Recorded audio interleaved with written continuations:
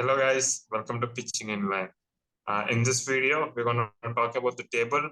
It's been 1/3 of the season is almost done, with each team playing minimum of 4 games and maximum up to 5 games.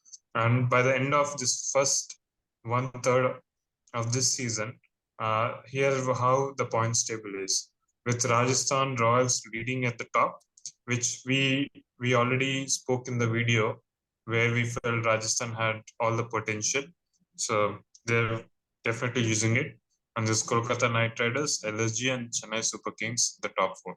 And by the end of first third phase of the IPL, and seeing the table, like which teams did surprise you, and are you surprised or disappointed with few teams in certain the way they have been placed right now? I think top four teams, I think they have lived up to their potential. Even whatever we spoke before the tournament began, I think everything went according to that blueprint which we spoke.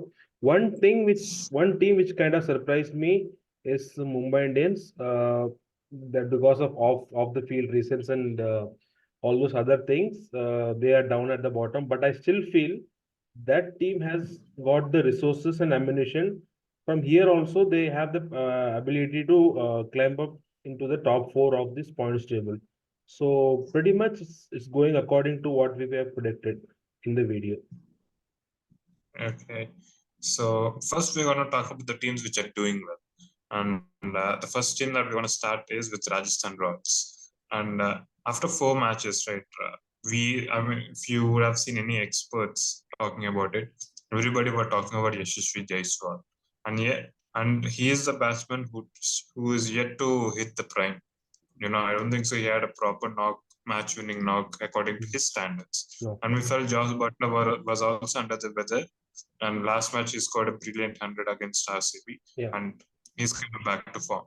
And yet they're dominating the table with 4 convincing wins. The bowling looks great. The batting looks great. What has really worked for them? Would you say is it the conditions, or is it the combination, or is it like captaincy or the calls? What is going right for them? Even the last year, if you see, this team was still the same, not much of difference on the paper, if you ask me. But what has been the difference from the last year to this year was the utilization of the resources of Rajasthan Royals. Last year around, they were like bit of confused, like which player to be used where. The prime example being Riyan Parag. Riyan Parag has so much of potential, and they have been carrying him around with the team for so many years now. But he wasn't given any kind of role, in all the previous seasons. But this time around, they had a clear plan, and since they have traded Devdutt Padikkal to Lucknow, so that they have zeroed in on Ryan Parag at number 4, and that seems to be clicking really well, and their batting order is looking sorted. As you rightly pointed out, Jaiswal hasn't fired yet, but still they are topping the charts with only one impact now of Butler out of that 4 games. So that speaks a lot of lot of potential of that team, and with the inclusion of Nandre Burger in the setup, which we initially thought could be the replacement or backup for Trent Bolt, but they had the other ideas. They started playing them together, which is making their attack even more deadlier. So I think the combination, the jigsaw puzzle, the pieces have come together. That's what I feel. Yeah, I think definitely. The move against Mumbai, right? When they were playing against Mumbai, we knew Rohit Sharma was susceptible against first-time pacers. And look at the idea where they went all guns against them with 2 paces. I think that's what is the mentality of the team that is going. It's going with matchups. It's going with horses for courses, and they're challenging the opposition right away. It's not like we'll play Trent Bolt and we'll bowl with some other bowler from the other end and leaving the job to Bolt. And that way they have exploited Mumbai Indians batting lineup, and they lost 4 wickets in no time.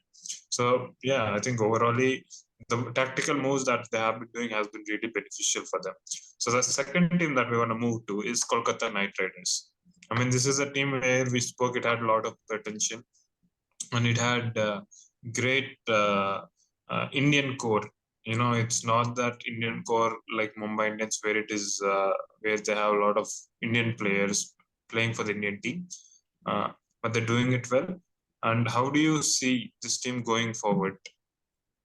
It's even despite the fact they have lost the game today very convincingly to CSK, I still feel Mm, Kolkata Knight Riders have a lot of firepower in them, and obviously the inclusion of Gautam Gambhir, the mentor, I think it has made a lot of difference to this team, and he has taken back KKR to that 2012 era where KKR was so dominant as a team, as a unit, and he again reinvented the idea of opening with Sunil Narayan, which unfortunately didn't work in the very first game, but followed by those games, he has had a mm, couple of very interesting knocks, like one against RCB and one against Delhi Capitals. So, and they are like, that what we see, what we talk about baseball, right? Under Brendan McCullum, you know, be ruthless. Don't worry about the wickets. I think that's the approach mm, which KKR is following, and that seems to be really, clicking really well for them. mm. Yeah, and their batting has been a lot of talking point because I think first match against SRL they scored more than 200 where they had a late flourish. Hmm. Uh, where they had a very good late flourish with Andrew Russell, and which has been their one of the concerns in the previous seasons with Andrew Russell not performing and Hmm. Sunil Narayan not. And he actually came to the party in the second and third match, Yeah. where he single-handedly, took off and gave the momentum to KKR, where they did not have to look back. So they have two destroyers up and down, and between they have to just go through. And bowling, when it comes to bowling, uh, what who has been their key player, and what are the things that they have to concentrate in the future to climb up the table? I think their Indian bowlers have done well. Harshit Rana, after the terrific emerging Asia Cup, he is a different bowler now, and he has done really well.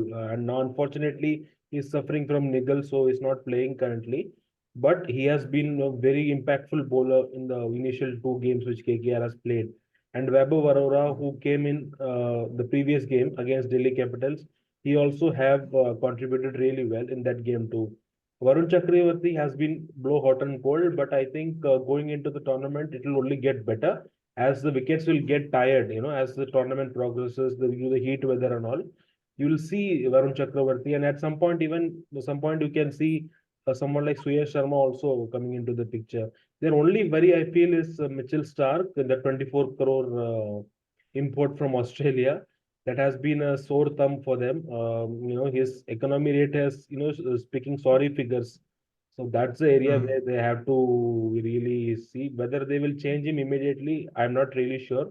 They have Chamira mm, in their ranks, but I don't think they will press the panic button. Even just there is only one defeat.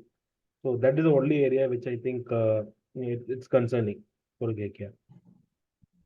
okay.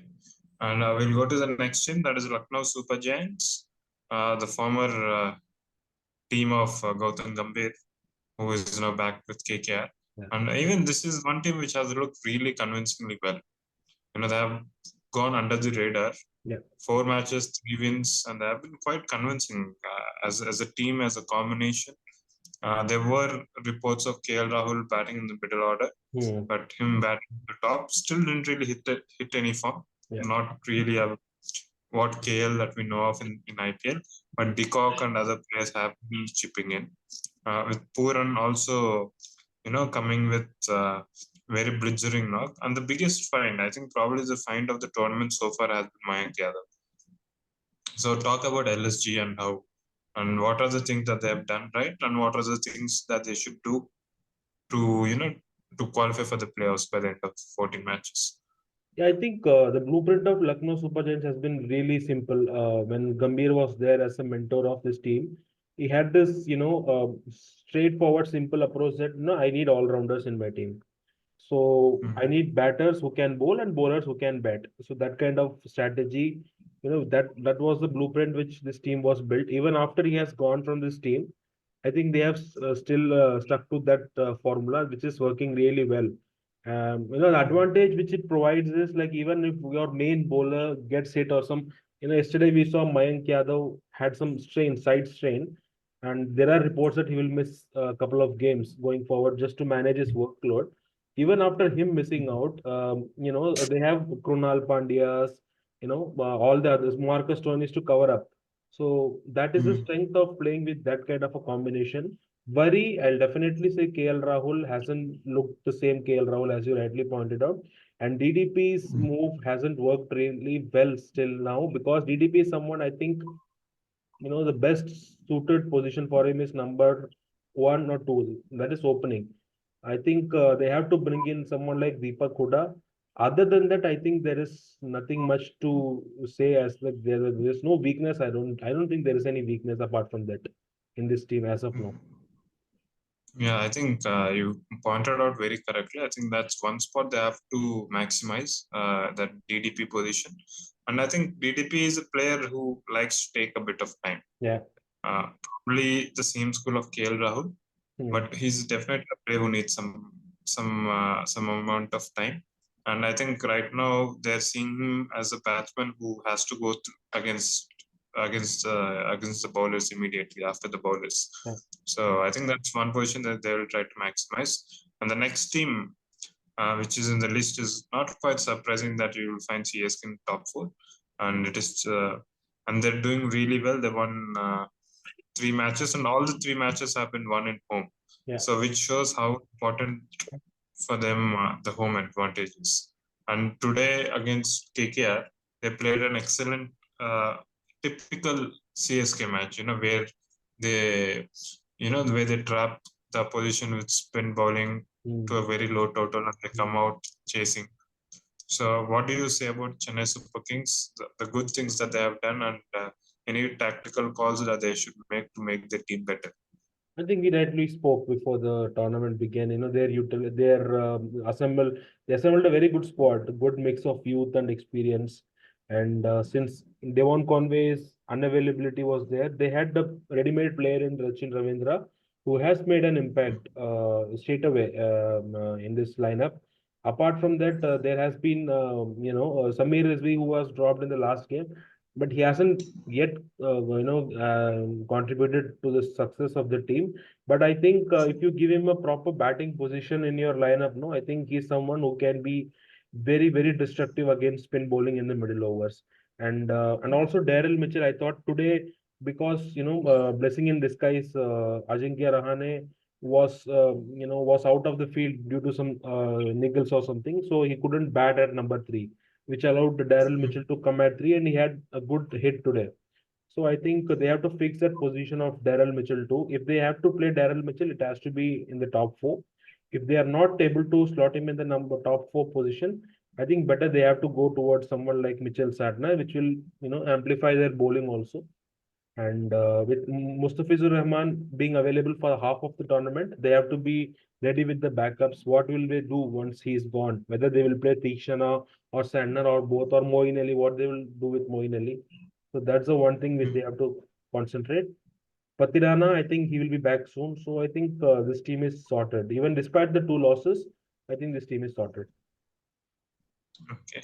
So the next team that we're going to talk about is Sunrisers Hyderabad, where Pat Cummins actually made another statement at the start, where he said they want to start aggressively, and right now it is like the last 2 matches and they won 2 matches, but the intent is definitely there, and they've also broken the record this year with the highest IPL total ever with 277, which honestly I think nobody has expected from a team like SRH. So what are the things that they did right, and what are the things that they have to do well to qualify for the playoffs? I think only one thing which we spoke, if we remember vividly, that this team has players. It's not like they don't have players. They have good players, quality players. But the only Mm. issue we thought that they might struggle is the combinations. We told that if they find the right combinations at the very beginning of the tournament, I think this team will go all the way.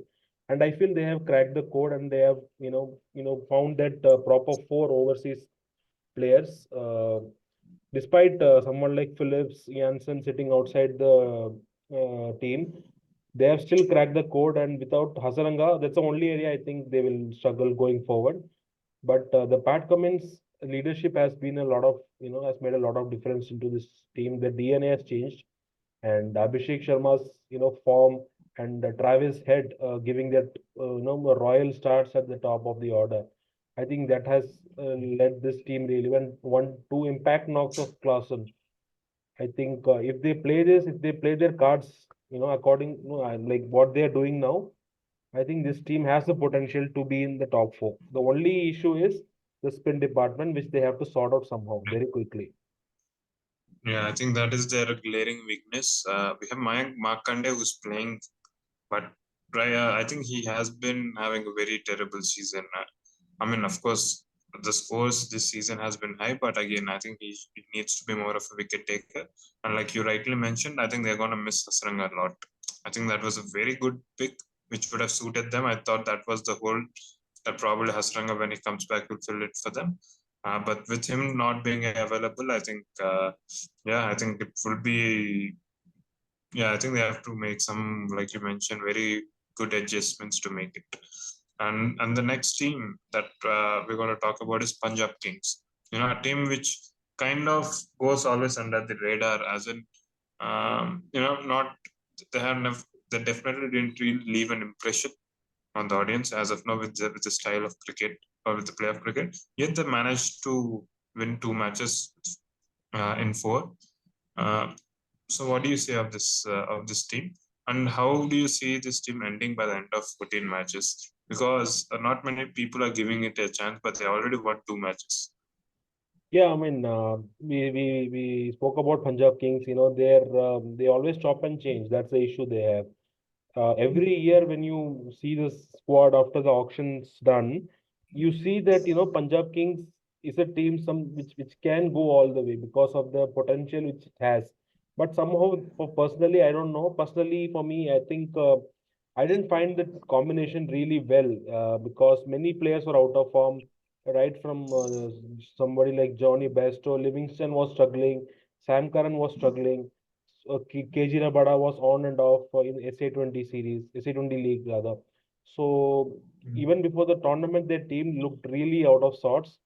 But the two wins which they had, especially the last one against Gujarat Titans, where they almost won. They won from the defeat. The impact knock of Sushant Singh and Ashutosh Sharma. I think that has put a lot of energy into this team, and blessing in disguise of injury to Livingston has brought in Sikandar Raza into the team. I think this makes the team more balanced. Even though they have played really well the last couple of games, I still somehow feel that Punjab Kings will lose this team somehow somewhere down the line. Okay, so the next team that we're going to talk is Gujarat Titans, which is also in this with the same points. I mean, still quite early in the season, but they have shown I think, very exciting brand of cricket. I think you have seen a lot of youngsters actually stepping up, and again, this is a team which kind of goes under the radar. If this team is playing well, it doesn't get as much as credit it should. So, how do you see this team going ahead? And few words on Shubman Gill's captaincy as well. I think first of all, talking about Shubman Gill's captaincy, I think he has done really well for someone who is, who has begun his captaincy career, that too in IPL. I think he has been really, Mm, he has taken some very good causes. Even yesterday, the match against LSG's bowling changes were on spot. So I think he is mm, growing as a leader under the leadership of someone like Gary Cluston and Ashish Nehra. We are seeing a new leader emerge. So it's always a good sign for Indian cricket going forward, where we are also struggling for the next gen captains, who will lead the Indian team after Rohit Sharma and all these people, hang their boots. So in that aspect, it's really cool. But talking about the team, I think if they are finding themselves at number 7, it's only because they have themselves to blame. Because it is not like they don't have the team. They have the team. They have excellent team. Like they have Shah Rukh Khan sitting outside. Abhinav Manohar, someone like him, is sitting outside. Sai Kishore, who was dropped after 2 good games.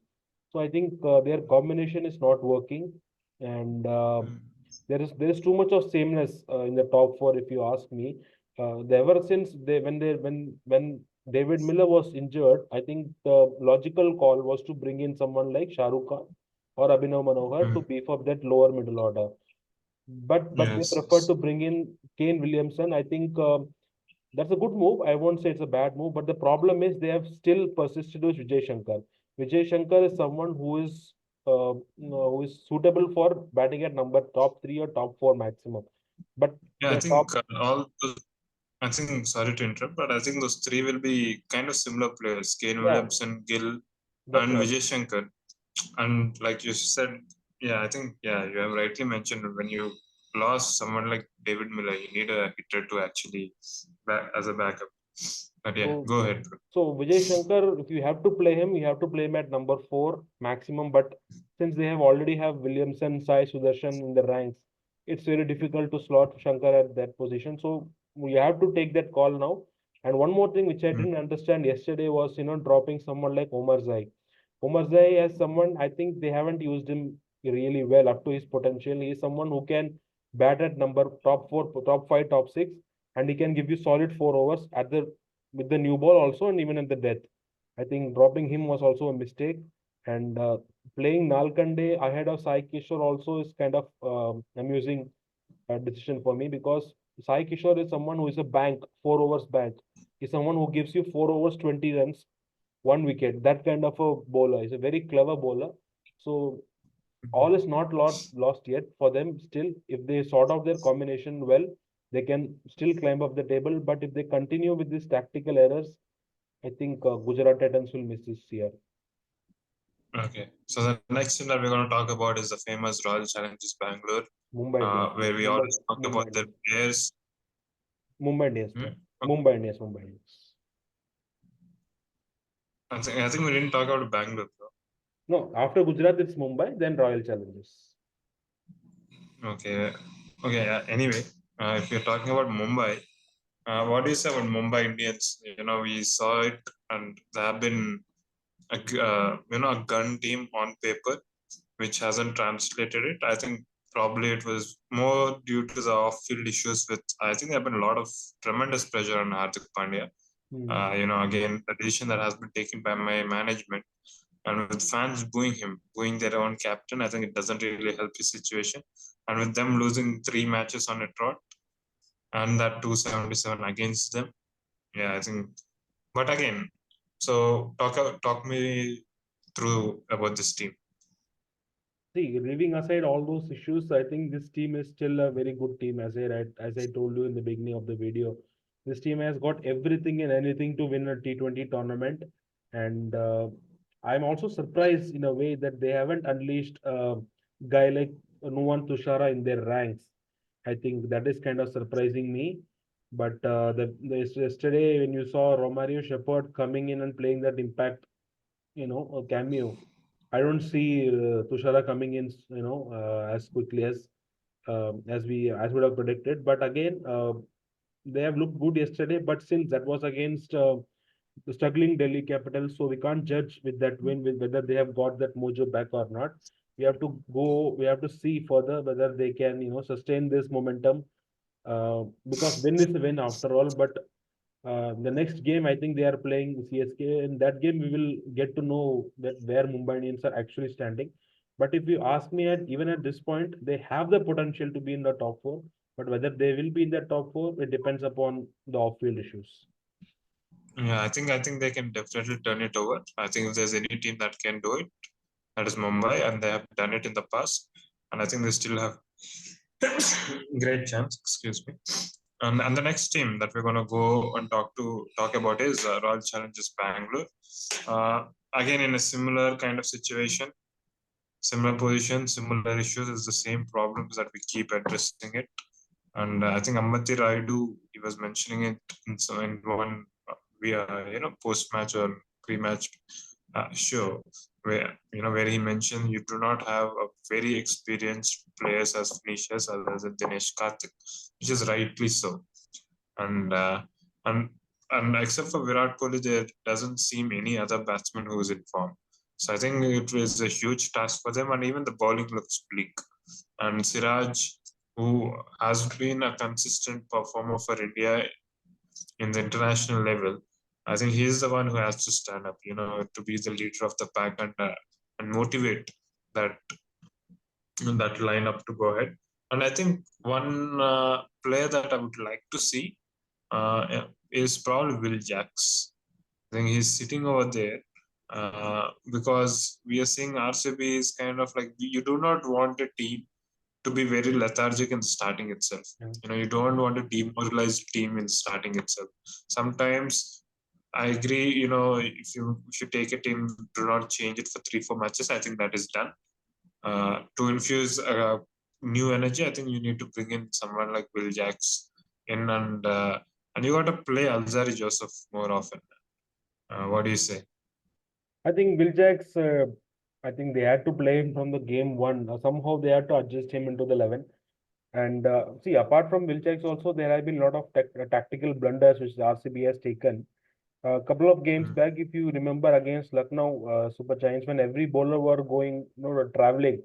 At that point of time, there was a bowler who came in and gave 29 runs in 4 overs, and his name is Vaishak Vijay Kumar. For some strange reasons, the following game, he doesn't appear in the 11. And the same game which Vaishak Vijay Kumar missed, Mahipal Lomror played a knock which kind of reduced that defeat margin for RCB, which could have been around easily 60 runs. It came down to 30 runs. And again, same old story. Next game, Mahipal Lomror misses out in the starting 11. If you do these kind of things with the already performing players are getting benched for unknown reasons, I don't think as a team, I'm sorry to use this word, I don't think you deserve to be in the top four. First of all, you don't have the Okay, so, resources. Second, you don't not utilizing the resources which you have in hand. So that's that much only I can say about this team. so the last team that we want to talk about is Delhi Capitals. They kind of had two kind of moral crushing defeats, where they considered about 500 runs in both the matches and 230 runs in two consecutive matches, which is not easy.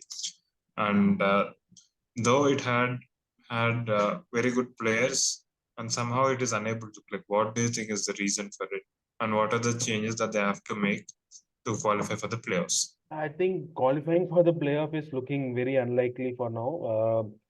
As we rightly said before the tournament, this team doesn't have that punch, doesn't have that combination to challenge the other 9 teams playing in the IPL. Their bowling looks hopeless, to be very honest with you. And Andrik Nokia, who's coming from the injury, he's just delivering those, half volleys to the lower order batters. So that is not helping. And their batting order also is looking very odd. Yesterday, when they were chasing 200 plus runs, at number three, a player called Abhishek Porel. I know he's a young player. He's still setting his foot into the, a big stage. He's still playing domestic cricket. But when you have someone like Tristan Stubbs who is hitting the ball really well and Rishabh Pant who is in form, if somebody walks ahead of them and you waste 31 balls of 40 runs in the 200 runs chase, I think that itself talks about the strategical errors which Delhi Capitals are making. I think there is nothing much to speak about. There is, a lot of mess around, and cleaning is very tough, very very tough. This is going to be a long tournament for Delhi Capitals. Okay, so that's it, guys, from us, and we have spoken about the first phase of the IPL, first 1/3, and it is still early days. It's very very early days, and I think except for Rajasthan, I think which has already won 4 matches, and usually it is 8 matches where it kind of guarantees you your spot into the playoffs. So they're halfway through, except for that team which is most likely to end up there. I think you with IPL we have seen it, and it is a story every season. The table keeps changing here and there, so the teams need to be very consistent. And when we talk about the second phase of it, by the end of second phase of it, it could be different, or it could be the same. Let's find out. Until then, tata, see you, bye bye. Bye bye.